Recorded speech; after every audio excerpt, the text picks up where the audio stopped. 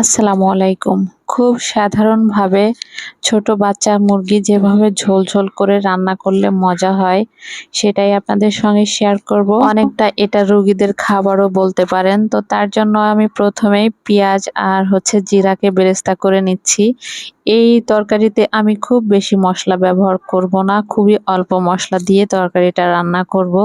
তো পেঁয়াজ আর জিরার বেরেস্তা করে নিয়েছি। এখন বাচ্চা মুরগি আমি বাচ্চা না, মাঝারি সাইজের যে মুরগিগুলা থাকে, তো একটু নরম নরম, তো এগুলাই আমি ২টা মুরগি নিয়ে নিয়েছি। একটু লবণ দিয়ে হালকা তেলে ভেজে নিব হলুদ দিয়ে। মাঝারি আঁচে ২-৩ মিনিটের মতো ভেজে উল্টে পাল্টে নিব মাংসগুলোকে। আর এই সাইজের পিসগুলো কিন্তু বাচ্চারা খেতে খুবই পছন্দ করে, আর এটা খেতে কিন্তু মজাই লাগে। এটা হচ্ছে কক মুরগি। তো যাই হোক, আমি এই কড়াইয়ের সাইডেই কিন্তু আদা রসুন পেস্ট দিয়ে দিলাম। এখন আমি আলু দিয়ে দিচ্ছি, যেহেতু মাংসটা খুব বেশি সময় লাগবে না সিদ্ধ হতে, তো এই জন্য আলুটা আগে থেকেই দিয়ে দিলাম কষানোর জন্য। এখন হলুদের গুঁড়া, ধনিয়ার গুঁড়া এগুলো দিয়ে আরেকটু নেড়ে চেড়ে নিব।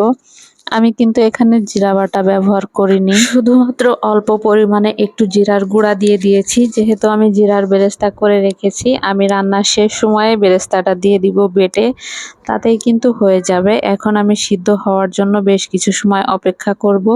2টা তেজপাতা দিয়ে তারপর পানি দিয়ে দিব, তারপর ঢাকনা দিয়ে ঢেকে বেশ কিছু সময় রান্না করে নিয়েছি।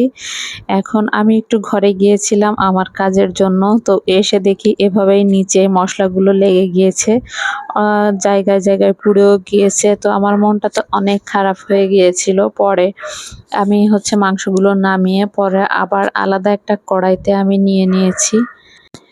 রান্না করার সময় কিন্তু এভাবে মশলাটা পুড়ে গেলে মাংসের স্বাদটা অনেকটাই কমে যায়। তো তারপরেও কিছু করার নাই, অ্যাক্সিডেন্টের উপরে তো কারো হাত নেই।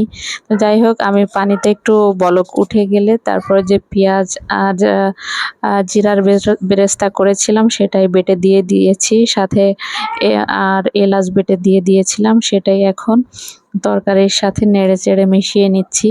তো এই মশলাটা দেওয়ার কারণেই কিন্তু তরকারিতে একটু স্বাদ হয়েছিল, না হলে পুড়ে যাওয়ার কারণে কিন্তু তরকারিটা অতটা মজা লাগতো না। আর অন্যদিকে আমি বেগুন ভাজি আগে থেকেই করে রেখেছিলাম, সেটার আর ভিডিও ক্লিপ নেওয়া হয় নাই। এই ছিল আমার কোনো একদিন দুপুরের রান্না বান্না। তো রান্না বান্না শেষে কিন্তু সবকিছু গুছিয়ে তারপরে রেখে অন্য কাজ করলে কিন্তু মনও ভালো লাগে, কারণ রান্নাঘর এলোমেলো থাকলে ভালো লাগে না। তো যাই হোক, আমার আজকের ভিডিওটা কার কেমন লেগেছে অবশ্যই কমেন্ট করে জানাবেন। সেই পর্যন্ত সবাই ভালো থাকবেন। আল্লাহ হাফেজ, টাটা।